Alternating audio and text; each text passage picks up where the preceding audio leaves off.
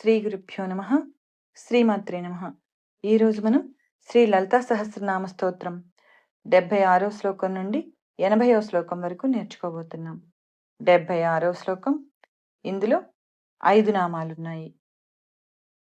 క్షేత్రస్వరూప, క్షేత్రస్వరూప, క్షేత్రస్వరూప, క్షేత్రస్వరూప, క్షేత్రస్వరూప, క్షేత్రస్వరూప, క్షేత్రేసి, క్షేత్రేసి, క్షేత్రేసి, క్షేత్రేసి, క్షేత్రేసి, క్షేత్రేసి, క్షేత్రక్షేత్రజ్ఞపాలిని, క్షేత్రక్షేత్రజ్ఞపాలిని, క్షేత్రక్షేత్రజ్ఞపాలిని, క్షేత్రక్షేత్రజ్ఞపాలిని, క్షేత్రక్షేత్రజ్ఞపాలిని, క్షేత్రక్షేత్రజ్ఞపాలిని, క్షయవృద్ధి వినిర్ముక్త, క్షయవృద్ధి వినిర్ముక్త, క్షయవృద్ధి వినిర్ముక్త, క్షయవృద్ధి వినిర్ముక్త, క్షయవృద్ధి వినిర్ముక్త, క్షయవృద్ధి వినిర్ముక్త, క్షేత్రపాల సమర్చిత, క్షేత్రపాల సమర్చిత, క్షేత్రపాల సమర్చిత, క్షేత్రపాల సమర్చిత,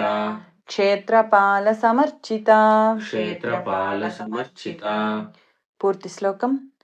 క్షేత్రస్వరూప, క్షేత్రేసి, క్షేత్రక్షేత్రజ్ఞపాలిని, క్షయవృద్ధి వినిర్ముక్త, క్షేత్రపాల సమర్చిత. క్షేత్రస్వరూప, క్షేత్రేసి, క్షేత్రక్షేత్రజ్ఞపాలిని, క్షయవృద్ధి వినిర్ముక్త, క్షేత్రపాల సమర్చిత. 77వ శ్లోకం. ఇందులో 7 నామాలున్నాయి.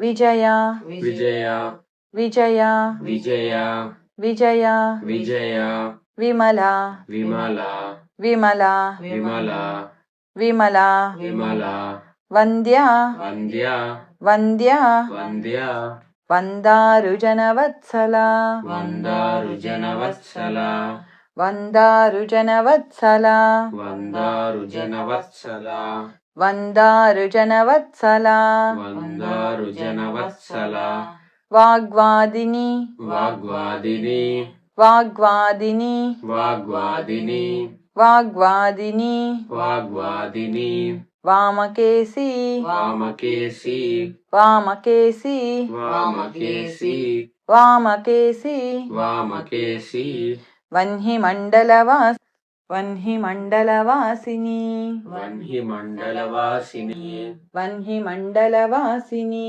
వన్హిమండలవాసిని, వన్హిమండలవాసిని. వన్హిమండలవాసిని. పూర్తి శ్లోకం. విజయ, విమల, వంద్య, వందారుజనవత్సల, వాగ్వాదిని, వామకేసి, వన్హిమండలవాసిని. విజయ, విమల, వంద్య, వందారుజనవత్సల, వాగ్వాదిని, వామకేసి, వన్హిమండలవాసిని. 78వ శ్లోకం. ఇందులో 4 నామాలున్నాయి.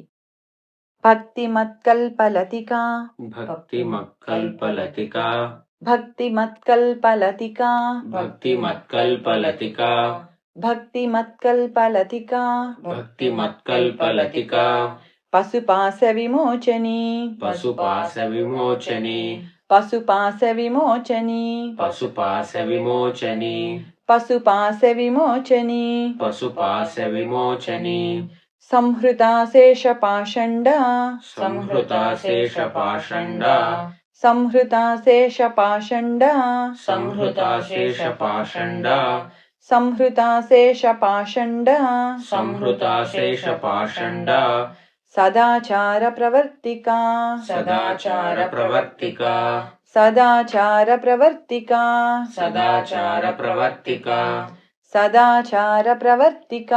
సదాచార ప్రవర్తిక. పూర్తి శ్లోకం. భక్తిమత్కల్పలతిక, పశుపాశ విమోచని, సంహృతాశేషపాషండ, సదాచార ప్రవర్తిక. భక్తిమత్కల్పలతిక, పశుపాశ విమోచని, సంహృతాశేషపాషండ, సదాచార ప్రవర్తిక. 79వ శ్లోకం. ఇందులో 5 నామాలున్నాయి. మొదటిది 16 అక్షరాల నామం. 16 అక్షరాల నామాన్ని ఎప్పుడు విడదీసి చదవకూడదు.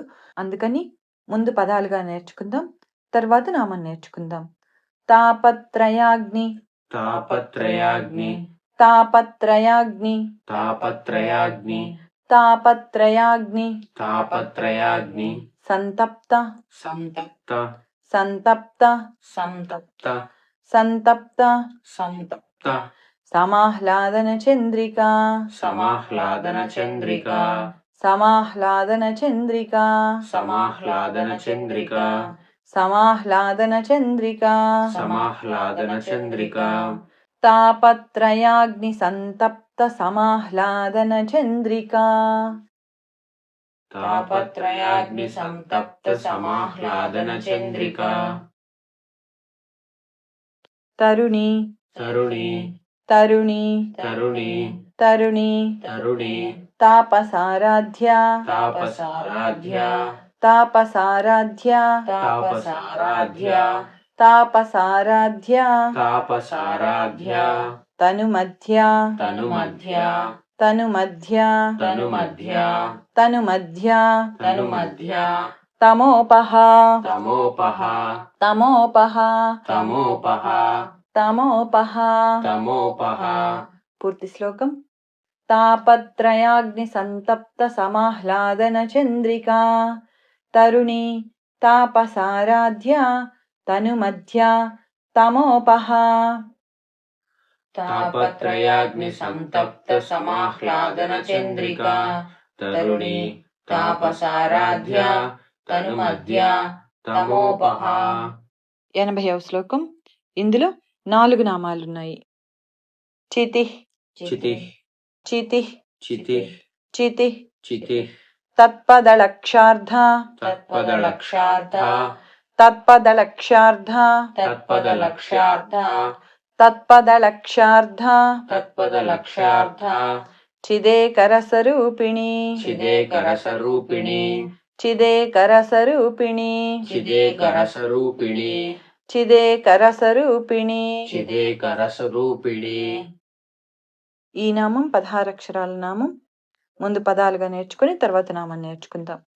స్వాత్మానందల విభూత, స్వాత్మానందల విభూత, స్వాత్మానందల విభూత, స్వాత్మానందల విభూత, స్వాత్మానందల విభూత, స్వాత్మానందల విభూత, బ్రహ్మాద్యానంద, బ్రహ్మాద్యానంద, బ్రహ్మాద్యానంద, బ్రహ్మాద్యానంద, బ్రహ్మాద్యానంద, బ్రహ్మాద్యానంద, సంతతిః, సంతతిః, సంతతిః, సంతతిః, సంతతిః, సంతతిః. స్వాత్మానందల విభూత బ్రహ్మాద్యానంద సంతతిః, స్వాత్మానందల విభూత బ్రహ్మాద్యానంద సంతతిః, స్వాత్మానందల విభూత బ్రహ్మాద్యానంద సంతతిః. స్వాత్మానందల విభూత బ్రహ్మాద్యానంద సంతతిః. పూర్తి శ్లోకం. చితి తత్పదలక్షార్థ చిదేకరసరూపిణి, స్వాత్మానందల విభూత బ్రహ్మాద్యానంద సంతతిః. చితి తత్పదలక్ష్యార్థ చిదేకరసరూపిణి, స్వాత్మానందల విభూత బ్రహ్మాద్యానంద సంతతిః. శ్రీ లలితా సహస్రనామ స్తోత్రం 76వ శ్లోకం నుండి 80వ శ్లోకం వరకు పూర్తయింది.